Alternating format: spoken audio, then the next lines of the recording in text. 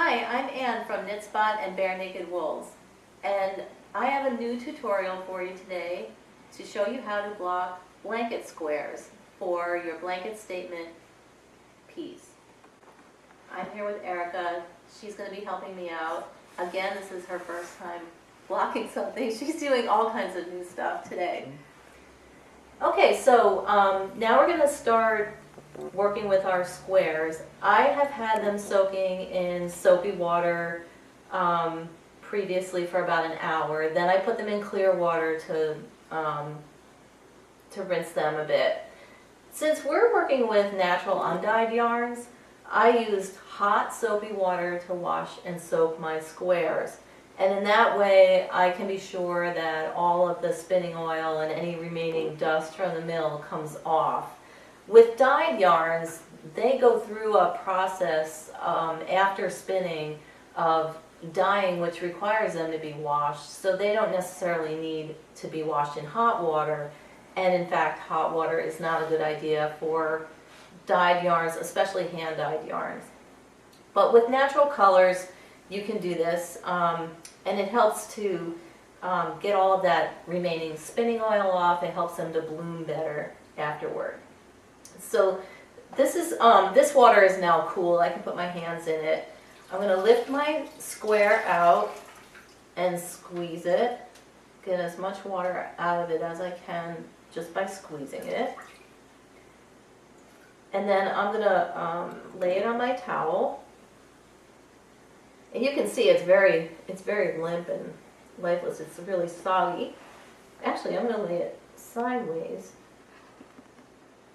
and fold my towel right over it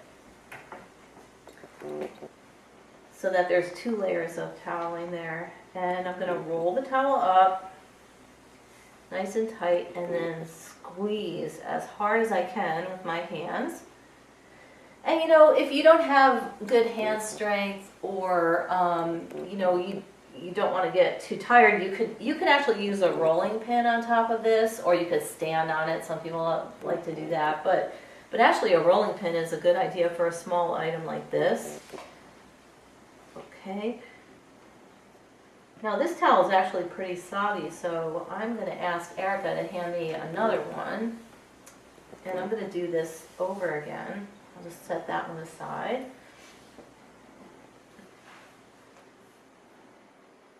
Because this particular yarn is a little dense, so it soaked up quite a bit of water, which is the purpose of soaking it,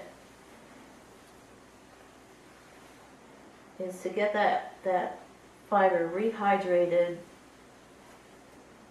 and to lift off any dust and dirt and oils from your hands so that the fibers can regain their original shape.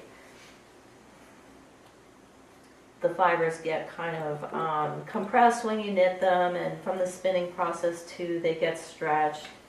And bathing them, soaking them in water, helps them to regain their natural springiness. And that's what you want for your finished fabric. Okay, so now this is quite a bit lighter and airier, just having all that water squeezed out. Now before I pin and block it, what I like to do is what I call encouraging it. I like to pick up the fabric and give it some good yanks in both directions. So that's going to make it look awful at first, but if you keep doing it, back and forth, it's going to allow the yarn to draw air within the yarn itself. So it's going to create more loft in the yarn and encourage that blooming process.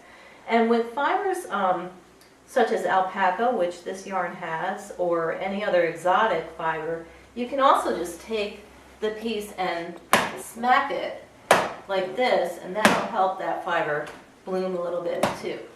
So, okay, now you can even see it's already quite a bit airier and fluffier, not quite as limp. Now Erica is going to show you again. Okay, now Erica is going to show you with a second square, again, the whole thing over again. Here you go. Okay. this out.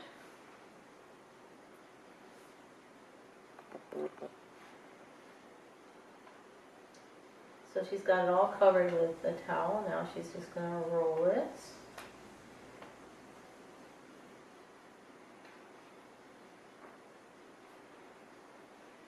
Squeeze it tight, and you can even feel how wet that's getting, right? Now, one thing you don't want to do is wring it like a rag. That's not something you want to do.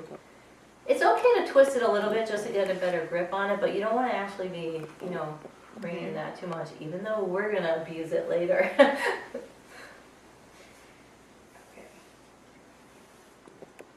So this towel is pretty wet.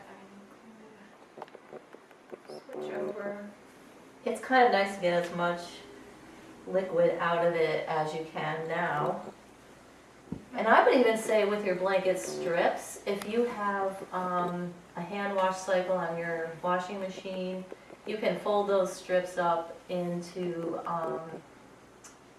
a mesh bag and soak them in the washing machine, drain the water out, and then spin them out in the washer to get the water out. With larger pieces, that's totally fine. A lot of people are afraid to use their washing machine for hand knits, but of course, if you swatch ahead of time, you can run your swatch through the process to make sure that it's not going to hurt anything. Or if you have a spare square, you can do that too. Okay, so I've got most of the water out, and just like Anne's, it's pretty light. It doesn't feel dripping wet. So then I am just going to start gently kind of tugging in this direction. And you might have noticed that this particular block was very long and skinny. Yes. And this kind of encouragement and kind of abuse of the fabric is really going to help it to be the same shape as the others. Now, at first it's going to get longer and even skinnier if she pulls too much in one direction, but you're always going to balance that by pulling in the other direction as well.